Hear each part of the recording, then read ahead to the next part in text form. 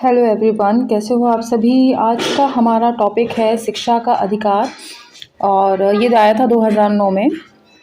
इसको आज हम ट्रिक से पढ़ने वाले हैं। हमारा बहुत इम्पॉर्टेंट पार्ट है हमारे सिलेबस का। आगे पूछता ही पूछता है, बच्चों से संबंधित है और हमारी जॉब भी जो है बच्चों से ही संबंधित है, तो ये तो आना ही है, तय मान के चलिए। और शिक्षा के अधिकार को हम शुरू करते हैं। तो देखिए, शिक्षा का अधिकार क्या है। ये वर्ष 2002 में संविधान के 86वें संशोधन द्वारा 86वां संशोधन हुआ था 2002 में। और इसके तहत अनुच्छेद 21A में इसको जोड़ा गया, ठीक है। और इसमें 6 से 14 वर्ष तक के बच्चों को मुफ्त एवं अनिवार्य शिक्षा उपलब्ध कराने का प्रावधान किया गया है।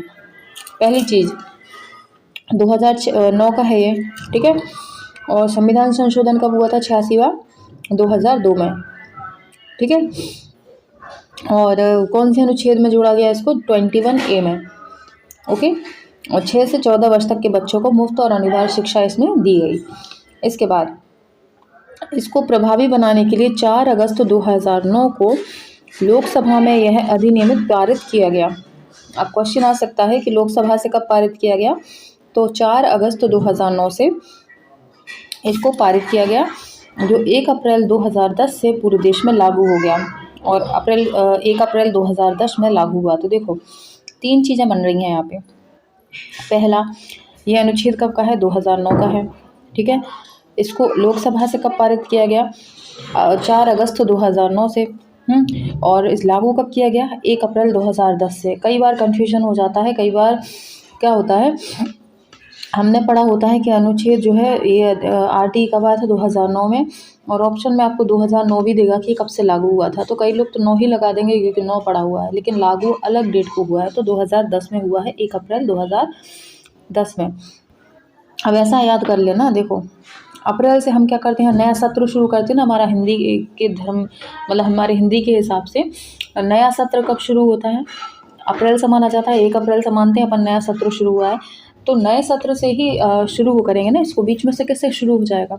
अप्रैल नया सत्र होता है ना। तो देखो 2009 में अगर ये पारित हुआ है तो हम इसको अप्रैल से शुरू करेंगे, है ना। 1 अप्रैल से शुरू करेंगे, नया सत्र अप्रैल से होता है शुरू। तो 1 अप्रैल 2010 से इसको प्रभावी माना, शुरू माना, ठीक है, लागू हो गया ये। और 4 अगस्त 2009 को कैसे याद रखोगे? 4 अगस्त 2009 देखो इसमें कैसे करेंगे? तो देखो इसको कैसे याद रखोगे? 4 अगस्त 2009 को आपको कैसे याद रखना है कि ये पारित हुआ था? तो ऐसे याद रखना कि देखो मंथ कौन सा है? अगस्त। और अगस्त कौन सा महीना होता है? 8वां। देखो कैसा होता है ये, मतलब 4, 8 और 2009, है ना। ये हो जाएगा ना, 4, 8, 2009 क्या हुआ था? पारित हुआ था, ठीक है। पारित की तिथि कैसे याद रखोगे? कि अगर किसी बच्चे से आप कहोगे कि आपको 4 से 8 किलोमीटर की नदी को पार करना है, ठीक है। 4 से 8 किलोमीटर की नदी को आपको क्या करना है? पार, यानी पारित करना है। तो बच्चा क्या कहेगा? नो, नहीं, मैं नहीं कर पाऊँगा इतनी ज़्यादा मतलब लंबी नदी को मैं पार करके स्कूल नहीं जा पाऊँगा।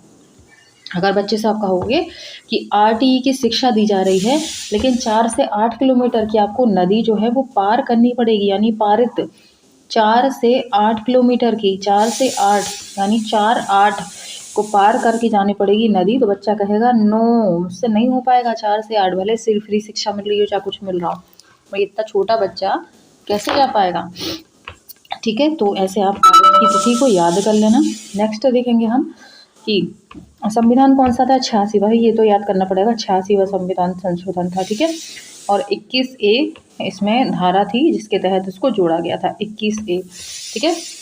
21 इसमें A में इसको जोड़ा गया था, ठीक है, शिक्षा के अधिकार को। अब देखेंगे, नेक्स्ट आगे बढ़ेंगे।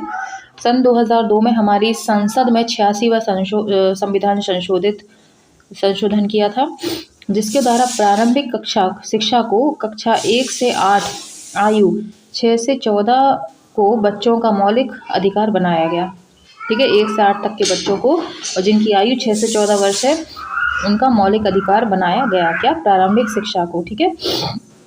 इसके बाद आएगा धारा 12 क्या बोल रही है कि RDE धारा 12 देखना है अभी, है ना, अभी शुरुआत है, पूरी धाराएं विस्तार से अपन पढ़ेंगे कि RDE 2009 के अनुसार प्राइवेट निजी स्कूलों में कितने प्रतिशत सीटें गरीब विद्यार्थियों के लिए आरक्षित हैं। ये संविधान के कौन सी धारा में वर्णित है? धारा 12 में 25% की। सुन लो कि किसी भी प्राइवेट में, कोई भी प्राइवेट स्कूल हो, चाहे वो नेशनल हो, इंटरनेशनल हो, कुछ भी हो, मतलब कई आजकल इंटरनेशनल स्कूल के नाम से बहुत स्कूल्स वगैरह ओपन हुए कि इंटरनेशनल भले वो हो नेशनल, है ना। तो प्राइवेट स्कूल है, भारत में है, तो उस पर ये RDE एक्ट लागू होता है, जिसमें कि उनको क्या करना होगा? गरीब विद्यार्थियों के लिए 25% की जो सीटें हैं वो क्या करनी पड़ेंगी? रिजर्व करनी पड़ेंगी, ठीक है। अब इसको कैसे याद रखोगे? देखो 25% सीटों की बात हो रही है, 25 का आधा कर दो, कितना होता है 25 का आधा? 12.5, ठीक है। 12 दूनी 24 होता है और आधा इसको ले लो 12.5। अब 12.5 तो धारा होगी नहीं, तो क्या ले लोगे आप? धारा 12 को ले लो, ठीक है। 12 हटा दो, 12 ले लो, ठीक है। 25% सीट है कहाँ? 12 में, ठीक है, धारा 12 में, ऐसे याद कर लेना। ऐसे बच्चों के सफल समावेशन के लिए एक शिक्षक को साम्यता पर आधारित शिक्षण शास्त्र का उपयोग करना चाहिए। ये तो हो गई शिक्षा की बात कि कैसे कैसे याद करना चाहिए, साम्यता पे, सौम्यता के साथ बच्चों को पढ़ाना है। इसके बाद धारा 13 को क्या बोल रही है? No capitation fee and screening procedure for admission, ठीक है। तो इसमें क्या होगा कि आप प्रति व्यक्ति फीस लेने पर शुल्क का जुर्माना देना होगा। अगर आपने किसी बच्चे से फीस ली तो आपको जुर्माना इसमें देना होगा, ठीक है। प्रति व्यक्ति फीस लेने पर शुल्क का जुर्माना करना होगा, ठीक है। ये इसमें बात कही गई है धारा 13 में, ठीक है। अगर आपने किसी से फीस ली तो क्या हो जाएगा? 3-13 हो जाएगा, यानी अच्छी खासी आपको रकम भरनी पड़ जाएगी, ठीक है। 3-13 ऐसे याद कर लेना, 3-13 हो जाएगा अगर आपने बच्चों से फीस ली तो, ओके। 3 को हटा दो, 3 साइलेंट है, इसमें 13 अकेला है, ठीक है। अगला देखेंगे धारा 14। किसी बालक के पास आयु प्रमाण पत्र ना होने की स्थिति में विद्यालय में प्रवेश लेने से इनकार नहीं किया जाएगा, धारा 14 में। अब धारा 14 देखो, ये कितनी से कितनी है? 6 से 14 वर्ष के बच्चे हैं। मान लो अगर कोई बच्चे के पास आयु प्रमाण पत्र नहीं है और आपको लग रहा है कि 14 साल का तो नहीं हो गया कहीं कंप्लीट, डाउट करोगे ना ये कि 14 साल से ऊपर का तो नहीं है, इसका प्रमाण पत्र नहीं है, चलो इसको जाने दो, इसको एडमिशन ही नहीं देते। तो ऐसा नहीं है, भले वो बच्चा उम्र में बड़ा दिख रहा है, भले वो 14 साल का दिख रहा है, ज़रूरी थोड़ी ना है 14 का हो ही, और आप कैसे उसको नहीं ले रहे हो? उसको इनकार नहीं कर सकते आप एडमिशन देने से। तो धारा 14 में एज की बात है, आयु प्रमाण ना होने की स्थिति में आप इनकार नहीं कर सकते उसको एडमिशन देने से, ठीक है। तो ठीक है, हमने याद कर लिया। 12 में क्या है? 12 में सबसे पहले क्या है? 25% सीटों के रिजर्वेशन की बात है। धारा 13 में फीस लिया तो 3-13 यानी आपका अच्छा खासा नुकसान। और धारा 14 में अगर बच्चे की उम्र 14 साल भी लग रही है आपको कि 14 कंप्लीट है, तो भी आप उसको इनकार नहीं कर सकते, यानी आयु प्रमाण पत्र ना होने पर विद्यालय में प्रवेश देने से इनकार आप नहीं कर सकते। अगला है धारा 15। धारा क्या बोल रही है आपकी? No denial for admission. बच्चों को हर हाल में प्रवेश दिया जाएगा, चाहे वो शैक्षणिक वर्ष के आरंभ में हो या बीच में। आपने सपोज आपने बच्चे को कब लिया है? शैक्षणिक वर्ष जुलाई से जून से, जब भी आपके यहाँ पे एडमिशन हो रहा है, तब बच्चा नहीं आया और आपके पास आ रहा है और नवंबर दिसंबर में, ठीक है, और कह रहा है कि मुझे एडमिशन चाहिए, तो आप उसे ये बोल के इनकार नहीं कर सकते कि हमारा सिलेबस निकल चुका है। आप उसे ये नहीं बोल सकते, आपको लेना पड़ेगा।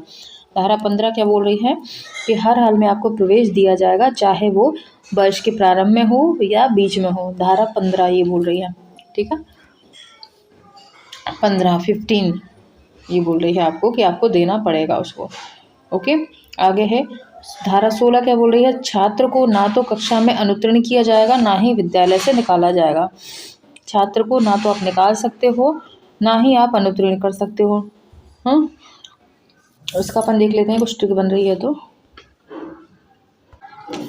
देखो, इसकी ट्रिक कुछ ऐसी बनी है कि हम जब छोटे थे तो क्या होता था, हम लोगों के जो एग्ज़ाम होते थे 50 नंबर के होते थे, पता है सभी को 50 के होते थे, छोटी छोटी क्लासेस में थे जब।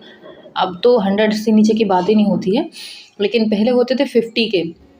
हाँ, जो होते थे हमारे पूर्णांक होते थे, हाँ, वो कितने होते थे? 50-50 नंबर्स के होते थे, और हमको लाने कितने होते थे पास होने के लिए? 17 नंबर लाने होते थे, लाते थे। तो मतलब 17 में आप पास होते थे और 16 अगर आपके आ गए यानी आप फेल हो गए।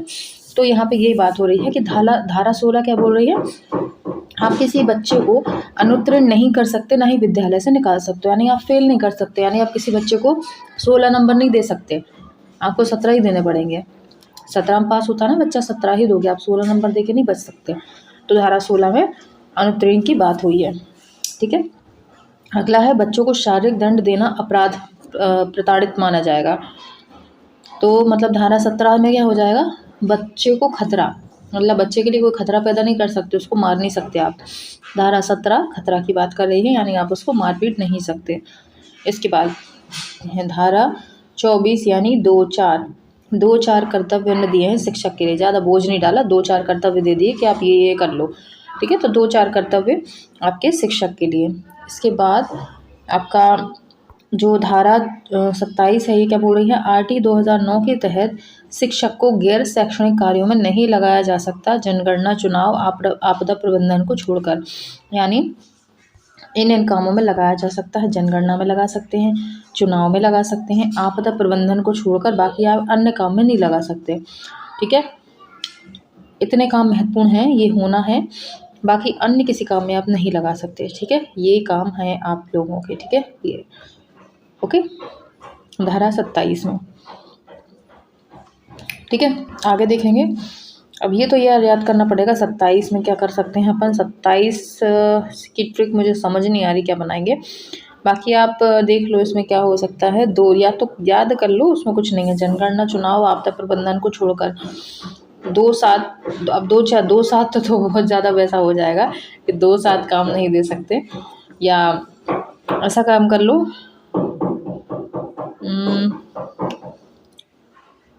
हाँ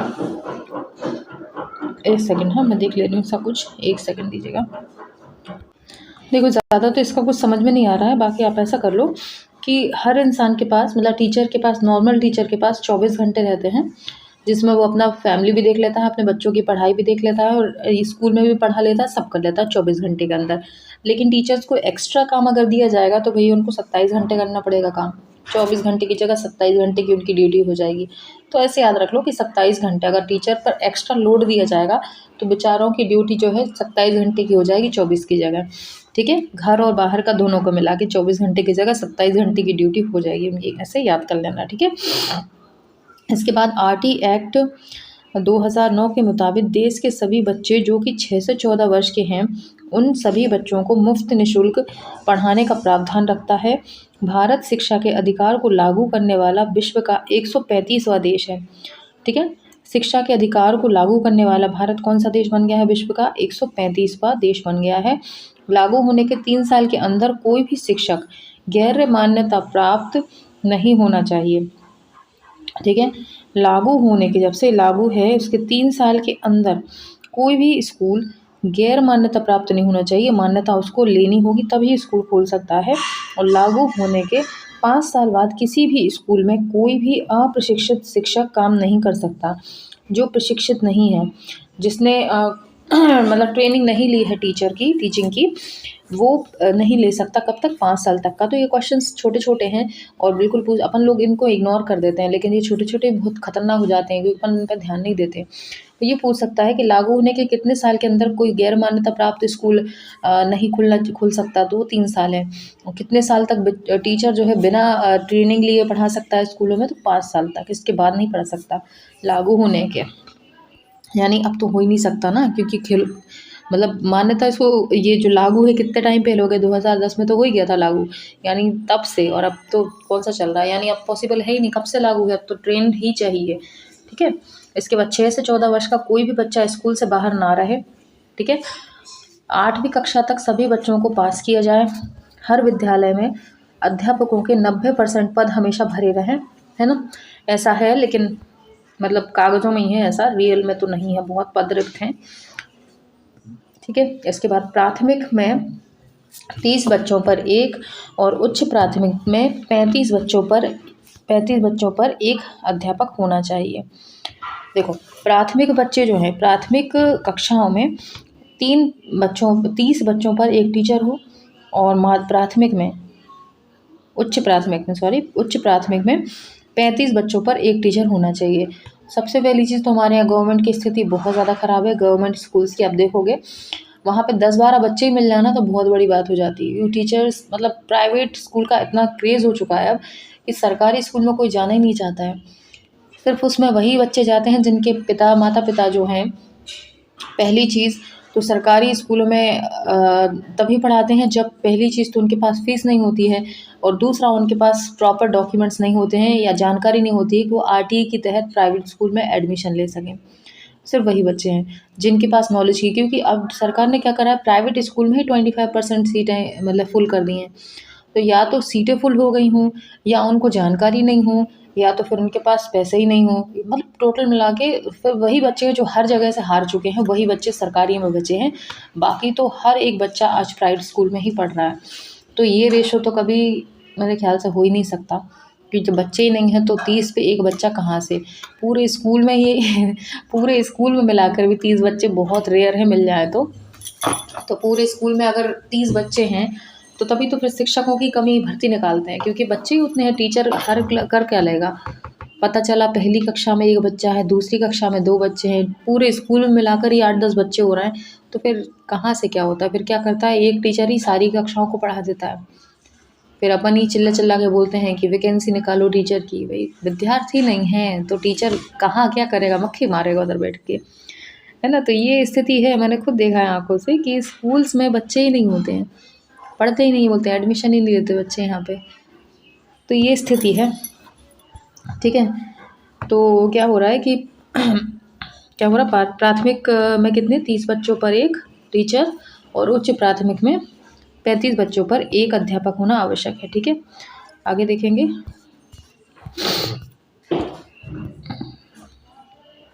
हाँ, बच्चों के व्यक्तित्व की शैक्षिक पक्ष और सह शैक्षिक पक्ष दोनों पक्षों का विकास करना है, ठीक है? शैक्षिक पक्ष यानी एजुकेशन से संबंधित तो करनी है, बाकी आपको और भी पक्ष देखने हैं, एजुकेशन ही सब कुछ नहीं होता है, ठीक है? सबका आपको संपूर्ण विकास हो सके ऐसी कोशिश करनी है, ठीक है? इस अधिनियम के अनुसार एक शिक्षक पर 40 से अधिक छात्र नहीं होंगे, जो कि कोठारी आयोग की अनुशंसा से 1:30 से कम है, ठीक है?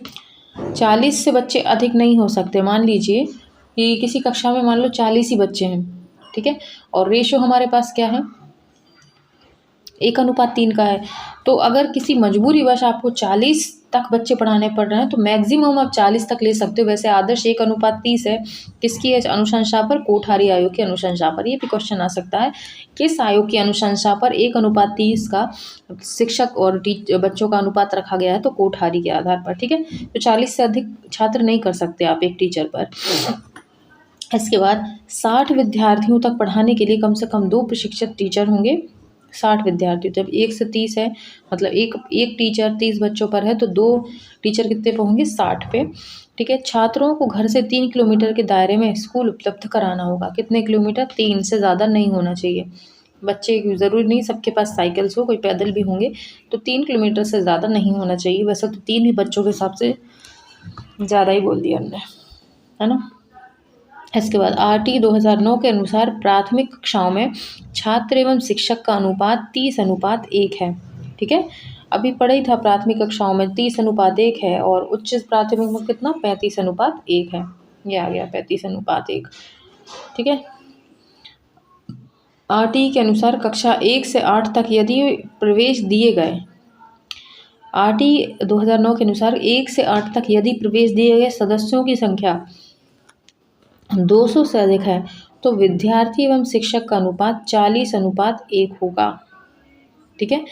अगर कितने सदस्यों ने एडमिशन लिया है?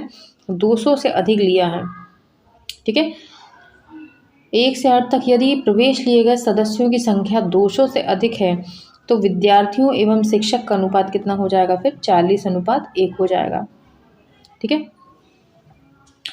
अगर 200 से अधिक हो गए हैं तो फिर 40:1 हो जाएगा। लेकिन पढ़ा था ना पीछे कि 40 से ज़्यादा नहीं हो सकता। अगर कंडीशन बन जाए कि 200 से ज़्यादा स्टूडेंट्स हैं, ठीक है, एक से मतलब कक्षा में, तो आप 40 तक कर सकते हो, क्योंकि फिर ये भी नहीं होगा ना कि अगर 200 बच्चे एक कक्षा में हैं तो आप वहाँ पे 30-30 के हिसाब से पता नहीं कितने टीचर खड़े कर दो, तो मतलब फिर आप कंडीशन अप्लाई होती है कि आप 40 तक एक बच्चा ले सकते हो, ठीक है? इस हिसाब से कितने हो जाएंगे फिर आपके 4 पंजे 20 यानी 5 टीचर, है ना?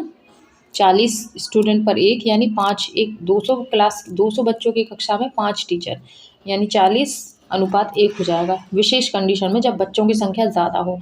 ठीक है, और अगर नॉर्मल बच्चे हैं तो फिर कितना, 23:1। किसकी अनुशंसा पर, कोठारी आयोग की अनुशंसा पर।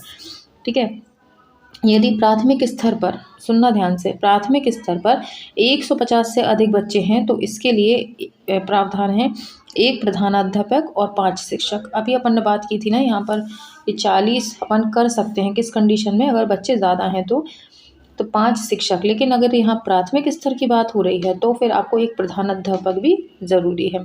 ठीक है, इसके बाद आरटी कक्षा के अनुसार, आरटी 2009 के अनुसार शिक्षक के लिए एक सप्ताह में न्यूनतम कितने घंटे कार्य करने होते हैं।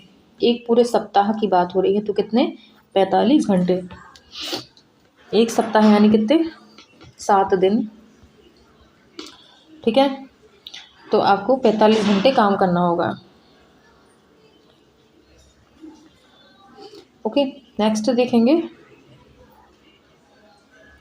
आरटी 2009 के अनुसार प्राथमिक स्तर पर न्यूनतम शैक्षणिक घंटे व कार्य दिवस होता है।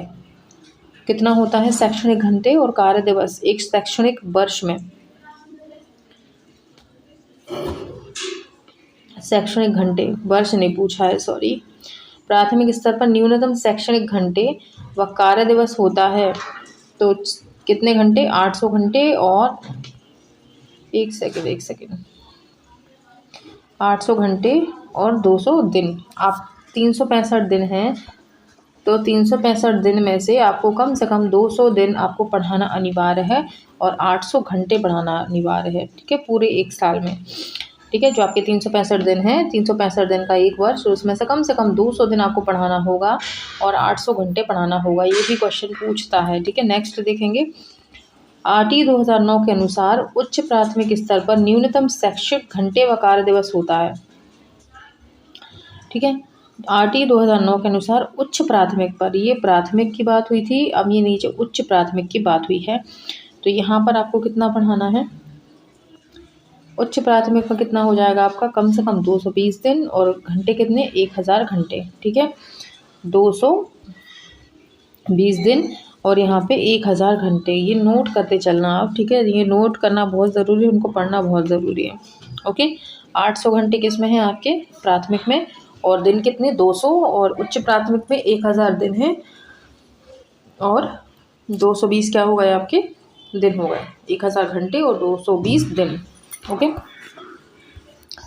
आगे देखेंगे अगला।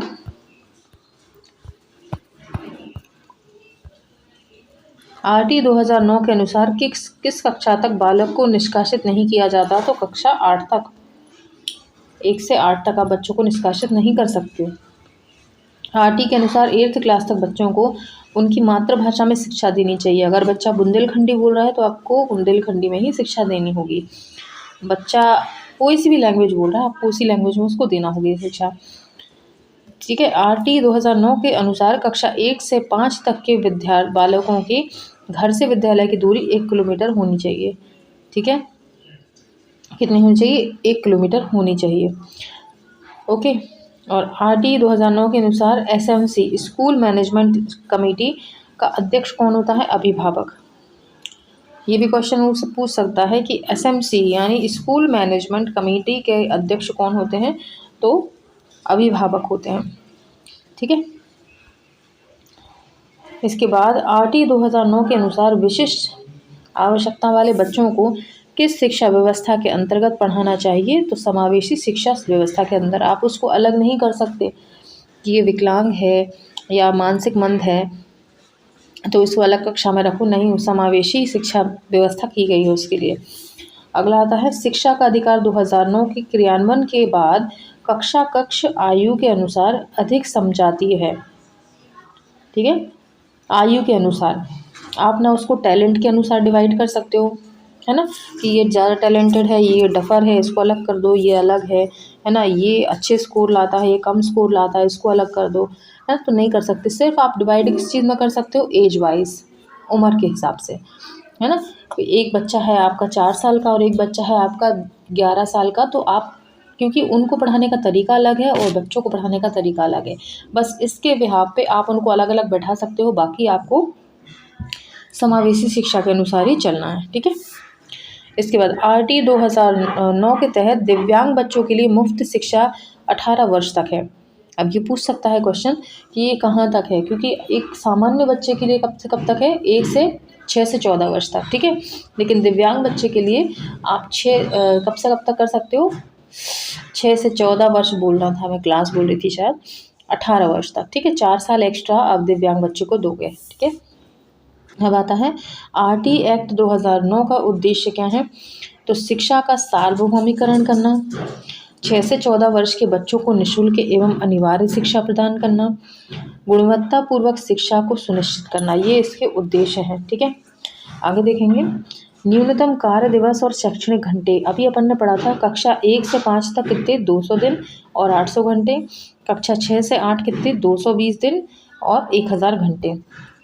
अब यहाँ देख लो प्रतिदिन शिक्षण कार्य, प्राइमरी कक्षा 1 से 5 तक कितने घंटे पढ़ाना है आपको, 4 घंटे पर डे के हिसाब से बात हो रही है, ठीक है। और उच्च प्राथमिक शिक्षा में 4.5 घंटे, ठीक है, ये कार्य आपको दिया है, ठीक है। जैसे कि प्राइमरी स्कूल है तो इसको आप कितने से, मान लो 8 बजे स्कूल लग रहा है आपका सुबह, तो आप कब तक उसको पढ़ा सकते हो, 4 बजे तक, सॉरी 12 बजे तक, यानी 4 घंटे हो जाएंगे आपके। और अगर उच्च प्राथमिक है 6 से 8 है तो आप उसको 12:30 तक पढ़ा सकते हो, 4.5 घंटे, यानी 12:30 तक उसकी छुट्टी आपको करनी ही करनी होगी, ठीक है। आगे देखेंगे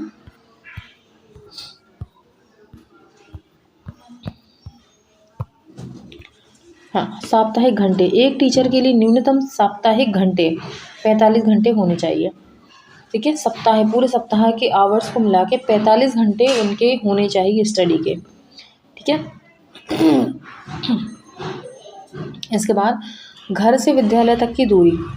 अभी कन्फ्यूज़न हुआ होगा, बहुत लोगों का माइंड क्लिक किया होगा कि अभी आपने पहले बताया था 3 घंटे, फिर आप बता रही थी 1 घंटे। तो यहाँ पे क्लेरिफिकेशन है इसका कि आपके लिए प्राथमिक कक्षा के बच्चों के लिए जो 1 से 5 तक के हैं, घर से विद्यालय की दूरी 1 किलोमीटर, और यहीं पे उप प्राथमिक 6 से 8 कक्षा तक के बच्चों के लिए घर का विद्यालय से दूरी 3 किलोमीटर पर होनी चाहिए। दोनों में डिफरेंस है, बड़े बच्चे हैं तो 3 किलोमीटर चल सकते हैं, छोटे बच्चे हैं तो 1 किलोमीटर पर्याप्त है उनके लिए, ठीक है।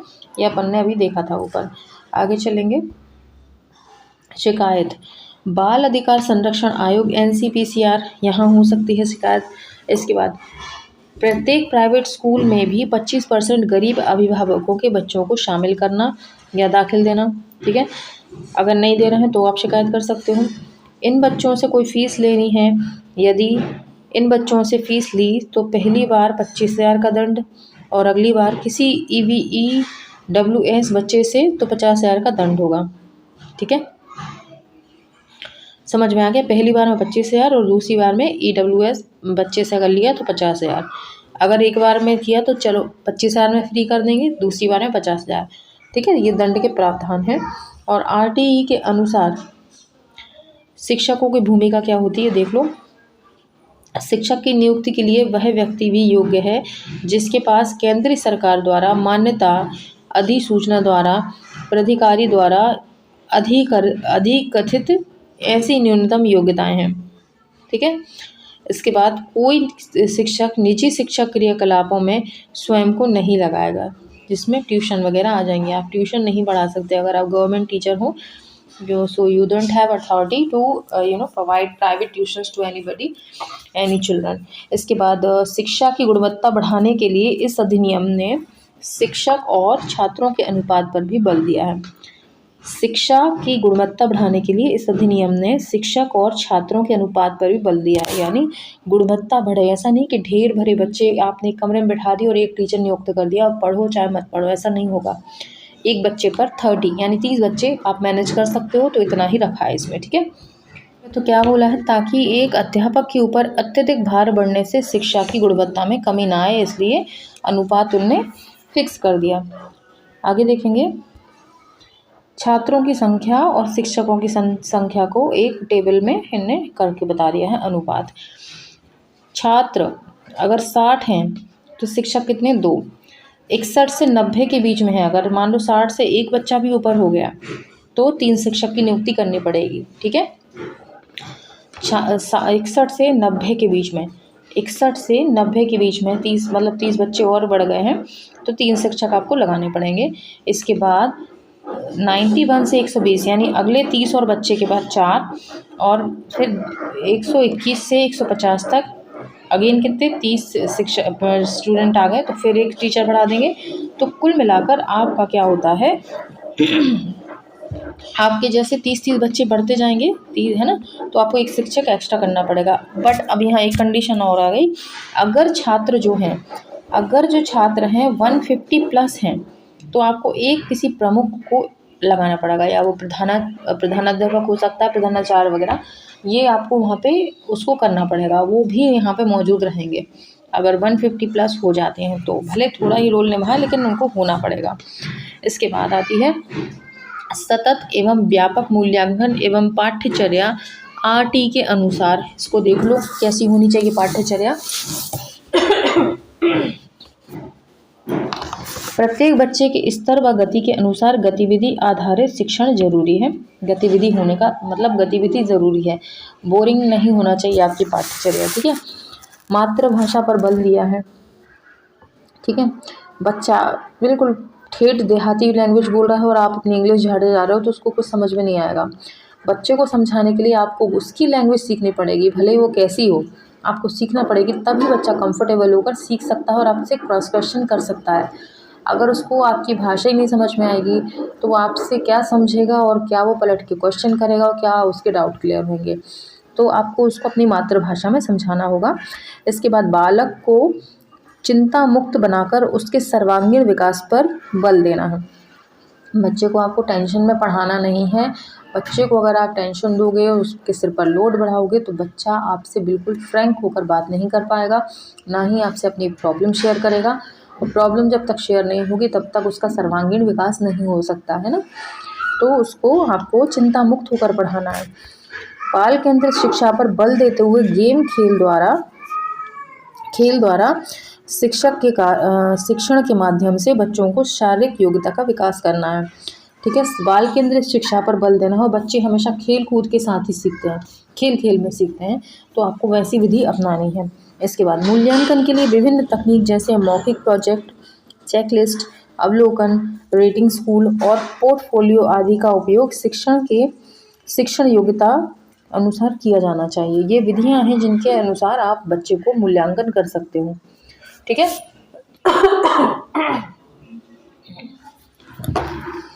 इसके बाद नेक्स्ट देखेंगे हम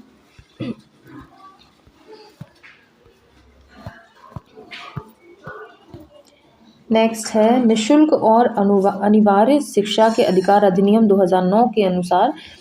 इसमें अध्याय और धाराएं देख लो।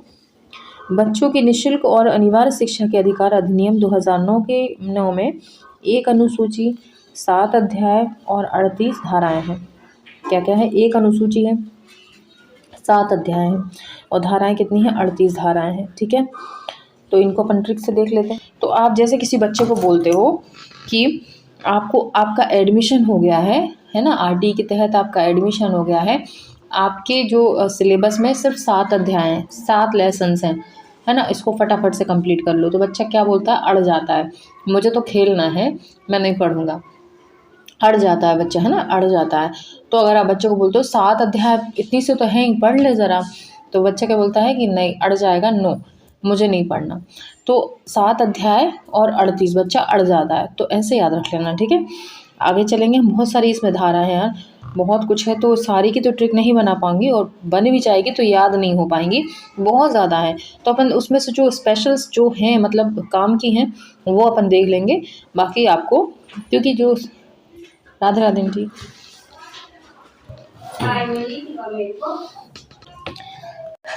आंटी आ गई थी मेरी। ठीक है, यहाँ पे देखो क्या हुआ था कि अध्याय देख रहे थे हम, है ना। तो सबसे पहले प्रस्तावना हम देखेंगे। इसमें प्रस्तावना क्या है, देखो अपन ने पीछे जो धाराएं पढ़ी थी ना, इम्पॉर्टेंट वो है, जो अपन ने पढ़ी थी ना, कौन कौन सी धाराएं पढ़ी थी अपन ने, 12, 13, 14, 15, 16, 17, 24, 27, ये इंपॉर्टेंट धाराएं हैं। लेकिन अपन और भी देख लेंगे कौन कौन सी हैं जो अपन को लगेंगे कि यार ये याद करना चाहिए, तो अपन कर लेंगे। बाकी नॉलेज के लिए देख अपन सारी ले रहे हैं, ठीक है। अध्याय देखो, अध्याय 1 में क्या है, देखो अध्याय 1 में क्या है आपकी, देखो अध्याय 1 में क्या है आपकी प्रस्तावना है। अध्याय 2 में क्या है आपकी निःशुल्क और अनिवार्य शिक्षा का अधिकार, ये दिया हुआ है पूरा डिटेल में। अध्याय 3 में केंद्र, राज्य, स्थानीय सरकारों और अभिभावकों के दायित्व हैं। अध्याय 3 में दायित्व हैं। अध्याय 4 में स्कूल और शिक्षकों के दायित्व हैं। अध्याय 5 में प्रारंभिक शिक्षा के पाठ्यक्रमों को पूरा किया जाना है। अध्याय 6 में बाल अधिकारों का संरक्षण है। अध्याय 7 में अन्य प्रासंगिक बातें हैं। तो अध्याय नहीं पूछता है, धाराएं पूछी जाती हैं आपकी, है ना। एक बार थोड़ा थोड़ा सा अटेंशन के साथ पढ़ लेना तो उसमें ही याद हो जाएगा ये, ठीक है। देखो किसी भी जैसे अपन पढ़ते हैं धारा वगैरह पढ़ते हैं, तो धारा 2 में मोस्टली क्या होती हैं, परिभाषा होती हैं। तो यहाँ अध्याय 2 में भी उन्हें परिभाषा दे दी, धारा में ही परिभाषा, अध्याय में ही परिभाषा। अब देखो केंद्र, राज्य और स्थानीय सरकार और अभिभावक, ये 3 चीज़ें दी है, सरकार, स्थानीय सरकार और अभिभावक। ऑलरेडी 3 लोग हैं, तो धारा अध्याय 3 इससे कर लो, ठीक है। स्कूल और शिक्षकों के दायित्व हैं। स्कूल और शिक्षकों के 2 स्कूल के दायित्व, 2 शिक्षकों के दायित्व, कितने हो गए, 4 हो गए, ऐसे याद कर लेना। इसके बाद प्रारंभिक शिक्षा के पाठ्यक्रमों को पूरा किया जाना। प्रारंभिक शिक्षा जो है इनके पाठ्यक्रमों को पूरा किए जाने का प्रावधान कहाँ है, अध्याय 5 में दिया हुआ है, ठीक है। अध्याय 5 में तो अपन देखो इतने छोटे छोटे बच्चे होते हैं, तो 5 मिनट में इनका पाठ्यक्रम पूरा हो जाता है। प्रारंभिक शिक्षा के चिड़िया रानी, ये वो ऐसी ऐसी पोएम्स होती हैं ना, तो 5 मिनट में हो जाती है। तो अध्याय 5 को ऐसे याद कर लेना। इसके बाद बाल अधिकारों का संरक्षण, बाल अधिकारों का संरक्षण, इसको कैसे याद रखोगे, अध्याय 6 फिक्स, ठीक है। बाल अधिकारों का संरक्षण एकदम फिक्स है, यानी 6। इसके बाद अध्याय 7 में अन्य प्रासंगिक बातें हैं, अन्य प्रासंगिक बातें हैं, ठीक है।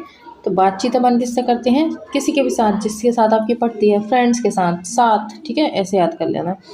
इसके बाद अब अपन धाराएं पढ़ते हैं, बहुत इंपॉर्टेंट धारा है, बहुत सारी, हालांकि लगभग कितनी 38 धारा दी हुई है, सोचो पूरी दे दी इनने, 7 अध्याय भी दे दिए, 38 धारा भी दे दी। पढ़ो तुम कितना पढ़ रहे हो, ठीक है। इस बुक में भर भर के तुमको धाराएं दे दी हैं।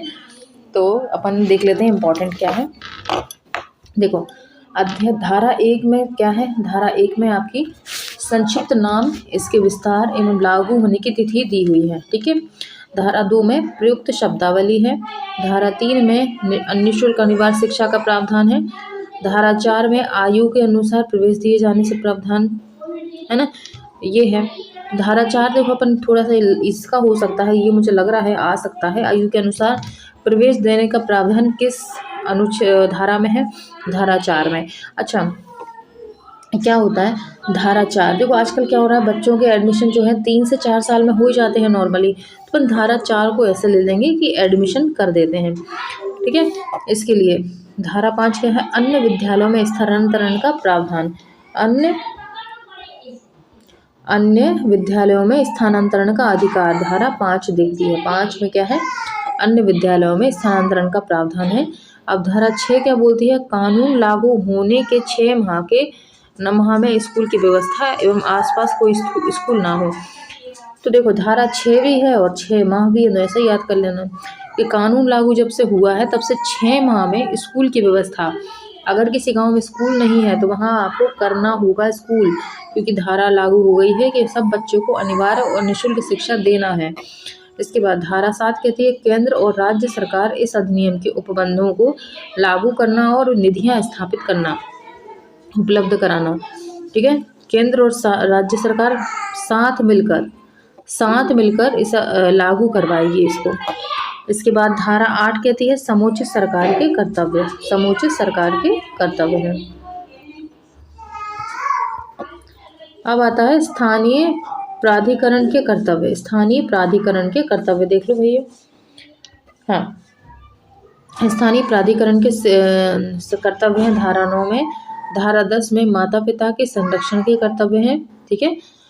तो माता पिता के कर्तव्य कैसे, संरक्षण के कर्तव्य कैसे, धारा 10 में 10 तरह के संरक्षण माता पिता को करने पड़ते हैं बच्चों को संभालने के लिए, 10 जतन करने पड़ते हैं। इसके बाद धारा 11, समुचित सरकार का विद्यालय पूर्व, एक मिनट,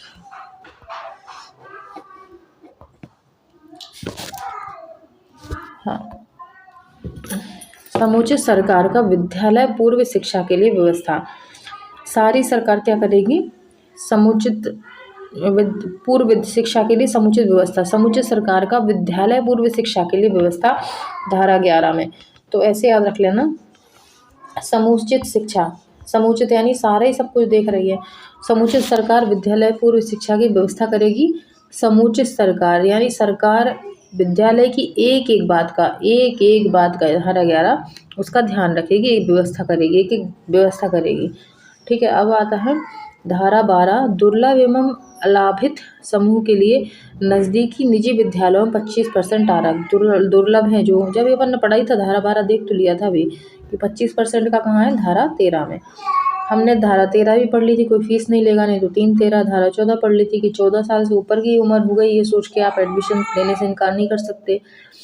धारा 16 में क्या था कि आप फेल नहीं कर सकते किसी बच्चे को, 16 नंबर नहीं दे सकते, 17 ही देने पड़ेंगे 50 में से। धारा 17, शारीरिक दंड में आप दंडित नहीं कर सकते, नहीं तो लग जाएगा, आपको खतरा बन जाएगा। 18, मान्यता प्राप्त पत्र के बिना किसी विद्यालय मान्यता स्थापित ना किया जाए। धारा 18 क्या बोल रही है, इसको देख लो।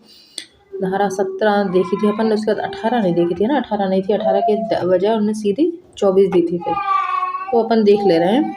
धारा 18 क्या बोल रही है कि मान्यता प्रमाण पत्र के बिना किसी विद्यालय का क्या स्थापित ना किया जाए, स्थापित ना किया जाना। ठीक है। अगर किसी स्कूल ने मान्यता प्राप्त नहीं की और उसने विद्यालय खोल लिया तो ये गैरकानूनी माना जाएगा, मान्यता प्रमाण पत्र उसको देना होगा। धारा 18 में, ठीक है, धारा 18 में क्या होता है, धारा 18 देखो, बच्चा जब बड़ा होता है उसको जैसे किशोरावस्था में आता है, अपन ने पढ़ा है ना कि उसको व्यवसाय की चिंता होती है कि मेरा काम हो, मेरा धंधा हो, कुछ ऐसा हो, मैं पैसे कमाऊं। तो बच्चा क्या हुआ, जैसे 18 साल का हुआ उसने सोचा कि मान्यता का ही एक तरफ, मैं तो स्कूल खोल ले रहा हूँ, कमाता हूँ पैसे। तो धारा मतलब बच्चा 18 का नहीं हुआ और उसने बिना मान्यता प्राप्त के ही स्कूल खोल लिया, तो ये गैरकानूनी हो गया। तो धारा 18 क्या बोलती है कि मान्यता प्राप्त किए बिना आप स्कूल नहीं खोल सकते। ठीक है। अब आती है धारा 19, अब उसने खोल लिया स्कूल, है ना, फिर अच्छे पढ़े उसमें, है ना, पुलिस ने अच्छे लगाया उसको, सरकार ने कुछ एक्शन लिए, तो क्या हुआ, अब वो 19 साल का होके, जैसे 19 साल का हो, उस 1 साल के अंदर उसने विद्यालय को मान्यता प्राप्त करने की कर लिया और उसको शर्तें मिल गई। ठीक है, मान्यता प्राप्त करा ली उसने और उसको शर्तें भी मिल गई। अब इसके बाद धारा 20 क्या बोल रही है, केंद्र सरकार द्वारा लिखित अधिसूचना द्वारा संशोधन संभव। अगर केंद्र सूचना मतलब केंद्र सरकार को लिखित में कोई अधिसूचना दी जाए तो वो संशोधन कर सकती है धारा 20 के तहत। अब इसके बाद आता है धारा 21। धारा 21 में हमने अभी क्या है ये, विद्यालय प्रबंधन समिति का गठन, ठीक है, और संगठन व कार्य, ये क्या बोल रहे हैं, धारा 21 बोल रही है कि विद्यालय प्रबंधन समिति का गठन किया जाएगा। ठीक है, 21 लोगों ने मिलकर क्या करा, विद्यालय प्रबंधन समिति बनाई। 21 सदस्यों ने मिलकर बना ली इसमें, या दो ऐसे बोलो कि दो एक लोगों ने जुड़कर विद्यालय प्रबंधन समिति का गठन कर लिया। दो एक यानी 21। इसके बाद विद्यालय प्रबंधन समिति का विद्यालय विकास योजना बनाएगी। क्या करेगी, विद्यालय प्रबंधन समिति एक विद्यालय विकास योजना बनाएगी। ठीक है, ये विद्यालय प्रबंधन समिति जो बनी है, जिसमें कौन कौन है, आपके टीचर हैं, स्टूडेंट्स के अभिभावक हैं, ये लोग मिलकर क्या बना रहे हैं, एक समिति बना रहे हैं। तो विद्यालय का विकास योजना बनाएंगी कि और बेहतर कैसे विकास किया जा सके। धारा 23 है, शिक्षकों की नियुक्ति के लिए योग्यताएं और शर्तें, है ना, क्या करेंगे ये, विद्यालयों की नियुक्ति के लिए योग्यता और शर्तें डिसाइड करेंगे। धारा 24, शिक्षकों के कर्तव्य और शिकायतों को दूर करना। शिक्षकों के कर्तव्य क्या है, शिक्षकों के कर्तव्य और शिकायतों को दूर करना, ये इसमें आ जाएगा। अब आता है छात्र शिक्षक अनुपात किसमें है? धारा 25 में छात्र और शिक्षक का अनुपात बताया है। इसके बाद धारा 26 है शिक्षकों की रिक्तियों को भरा जाना। शिक्षकों की नियुक्ति है उसको भरा जाना है। धारा 27 जनगणना आपदा राहत चुनावी प्रक्रिया के अलावा शिक्षकों को किसी शैक्षणिक परियोजना के लिए अभियोजित नहीं किया जा सकता। अभी अपन ने देखा था, ठीक है, ये धारा 27 अपन पढ़ चुके हैं उसमें। इसके बाद धारा 28 क्या बोल रही है? शिक्षकों द्वारा प्राइवेट ट्यूशन का निषेध। धारा 28 में 28 क्या बोल रही है कि आप प्राइवेट ट्यूशन नहीं दे सकते। धारा 29 में पाठ्यक्रम और मूल्यांकन है, ठीक है। धारा 30 में परीक्षा समापन प्रमाण पत्र है, परीक्षा खत्म हो गई इसका प्रमाण पत्र देना पड़ेगा। धारा 31 बालक के शिक्षा के अधिकारों को मॉनिटर करना। इसके बाद धारा 32 बालक के अधिकार के संबंध में शिकायत निराकरण व सुनवाई प्रक्रिया, ठीक है। धारा 32 क्या बोली? बालक के अधिकार के संबंध में शिकायत, अगर बच्चे के अधिकारों से संबंधित कोई शिकायत आती है तो उसका निराकरण और सुनवाई प्रक्रिया आपको शुरू करनी होगी। धारा 33 राष्ट्रीय सलाहकार परिषद का गठन, संगठन, कार्य, सदस्यों की नियुक्ति, वेतन भत्ते, सेवा शर्तें आदि आ जाएगा धारा 33 में। धारा 34 क्या बोल रही है? राज्य सलाहकार परिषद का गठन, संगठन, कार्य, सदस्यों की नियुक्ति, वेतन भत्ते और सेवा शर्तें, ठीक है, धारा 34 में।